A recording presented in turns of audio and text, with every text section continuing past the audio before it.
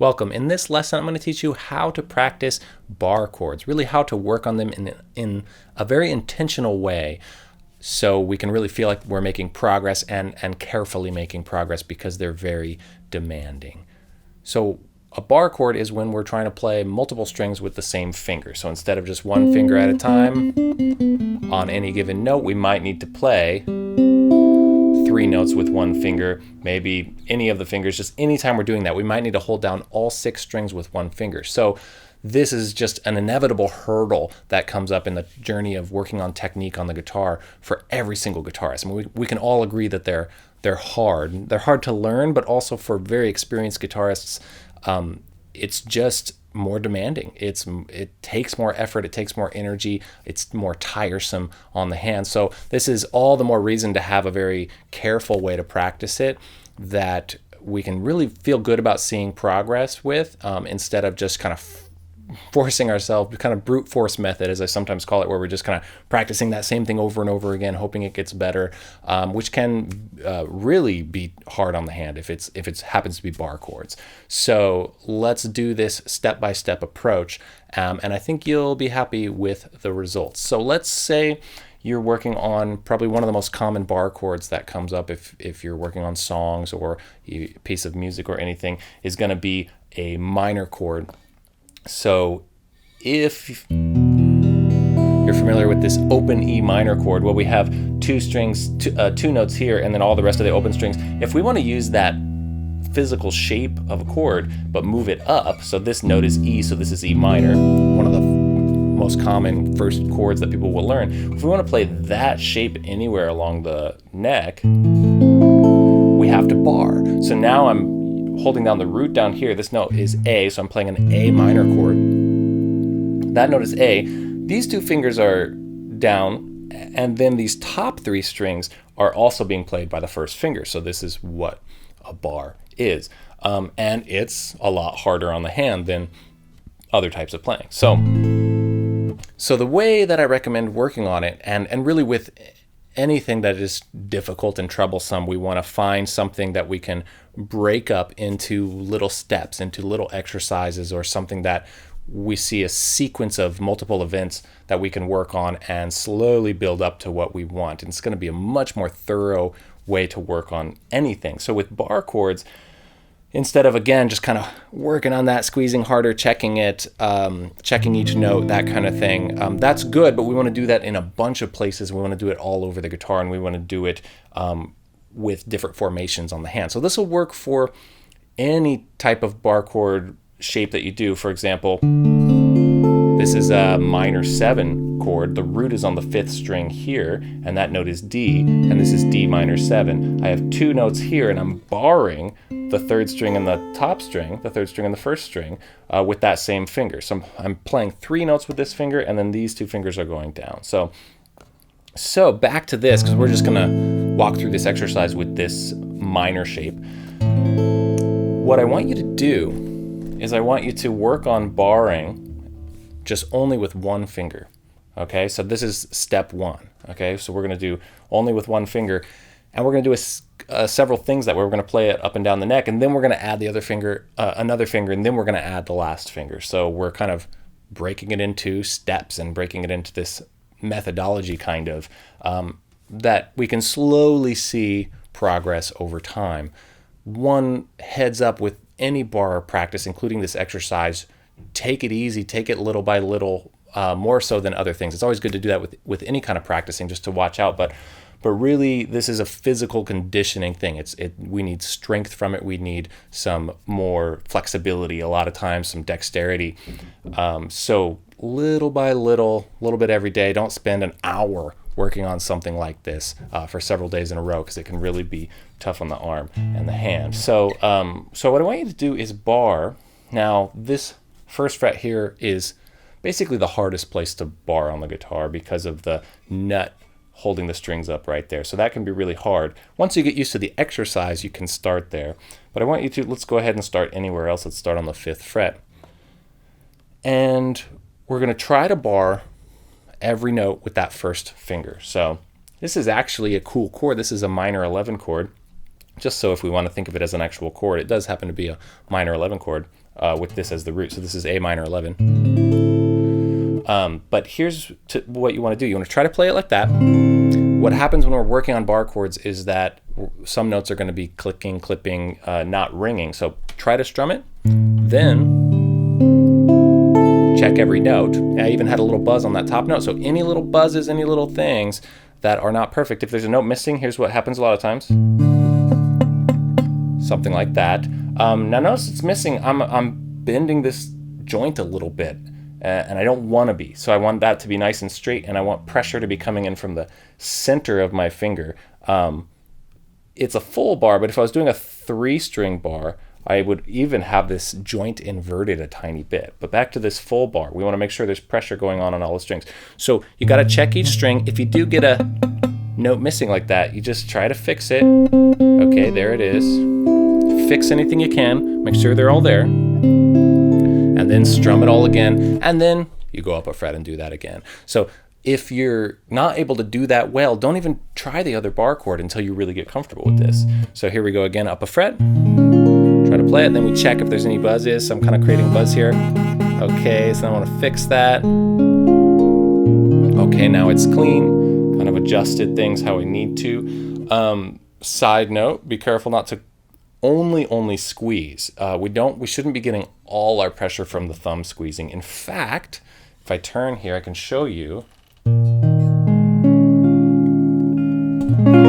that last note because I'm trying to strum with my thumb over here in a weird way, but that I didn't get that. But I can get all those notes without the thumb. I could have shown you like this. There's that thumb off to the side. Now that's not ideal. The thumb is there for like a little support for balance, but it's not the thing. We're not just like squeezing it.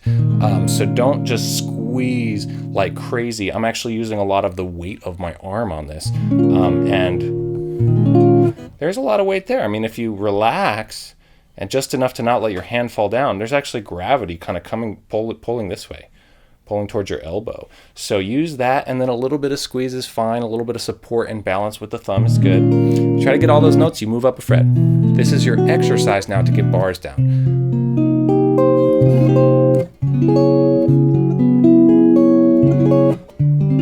This is actually jumping you way ahead, way faster in terms of your technique and your skill and practicing efficiently, because if you just needed that one A minor bar chord for a Beatles song or whatever you're working on, or classical guitar etude or something, and I'm doing this on electric guitar, but this will work for any style or guitar type. It's just a technique exercise.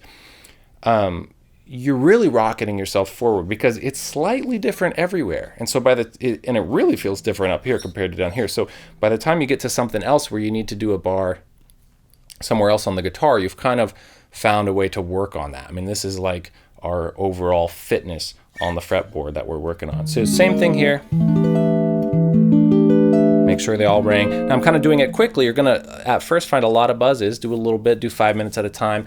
Every day when you're practicing, you do a little bit of this, you will see it and feel it really slowly improving, instead of that, again, what I call the brute force approach, where you're just kind of going for it on one chord, trying to kind of doing that same thing. You're trying to get them all to ring and whatnot, but it's so one-dimensional. Here we're kind of spreading out the context to the overall way that we're thinking of the fretboard. So once you've done that, we'll call that level 1. Level 2 is you're adding one of the other fingers. So I'm using this bar as an example, this chord form rather, this minor triad, but really with anything. So if you're doing a dominant 7th chord, by the way, if your bar chord, if the root's on the 5th string, you don't want to bar the 6th string. So I'm actually muting that a tiny bit with the 1st string, getting that to not ring, because we don't want that barred or open. So if there's just 5 notes, it's the same thing. But any bar chord shape or formation that you're needing, just do the same thing with it. You'll add the next finger or one of the other fingers next, and then do the same exercise. So let's put down one of the other fingers in the shape that you're using. So in this case, we're going to put down, we're wanting this chord that has full bar and then finger 3 and finger 4 on strings 5 and strings 4. And so we're just going to put down one of those fingers, because it's really different. You work on that with one finger, and it's really different when you have to add another finger. Now, a lot of times you might notice that you were doing this, putting pressure down with your other fingers. that's not ideal, but if it gets the job done, it might feel like that's okay when you're doing just the one finger. But then as soon as you have to add another finger, you're going to realize how different it is when you add other fingers in, and how much you can't rely on that now, because you can't push it down with that other finger. You can't push down this finger. You still might do this, though I recommend not doing that. If you try to avoid that, and this is why this is a very careful exercise. We can slowly work on not making those habits. So now we have, this is just a minor 7 chord. So this is a great chord. It's going to come up in songs anyway. So we have, you play, check everything, strum, check everything. Okay, they're all there, strum, check everything. Now again, bar chords are so demanding. You know, I feel the tiredness from sitting here and just showing you bar chord after bar chord after bar chord. When we're practicing bar chords, it's so hard. In a piece of music, they come and go, right? You're going to play one, maybe a couple, maybe several, but they're going to come and then they're going to happen and then go away. So you get this kind of rest and recovery period. When you're just working on them, you don't. So again, little bits at a time. If you're really ambitious, do a minute of it, do something else, come back, do something else, come back, rotate back and forth. That's a little more how, physically we're doing it in music anyway. You can think of it as like interval training almost, not musical interval training, but like if you're sprinting and then walking, or jogging and then sprinting. So that's what we're going to do. Now, once you're comfortable with that, again, get comfortable with it. Feel like you can really get that. Do not try to go way up here. Just get up to, on whatever guitar you're using, somewhere that just feels reasonable and normal. Once it gets harder, like much harder, I mean, it can be harder because it's the frets are a little smaller, but I'm not going to try to go past where I can, reasonably reach on the guitar. So if you're playing a nylon string guitar or classical guitar, you probably don't want to go past the 9th fret. And even just 8 should be fine. So then we're going to add the pinky and do the same thing, and now we're on the full chord. Awesome.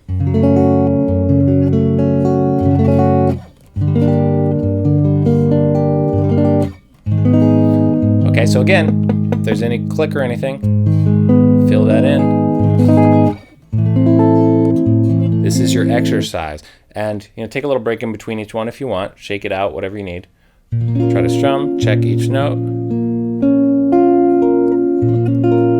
So that's it, because now you have the full bar chord, whatever you were trying to end up. If you're trying to make a major chord, that you do another step where you put this middle finger down on the 3rd string, on the fret that's in between all the other fingers, and then you would get the major chord, very common major chord. You probably want to do this with major and minor chords anyway. The whole point behind this is that we're just being way more intentional. We're being step by step methodical with something that is just this technique challenge that comes up where it's just like, wow, that is really hard. I can't get all the notes to ring. So that's something to keep in mind in the future with any sort of trouble spot that we're practicing anytime. You think, how can I break this down into steps?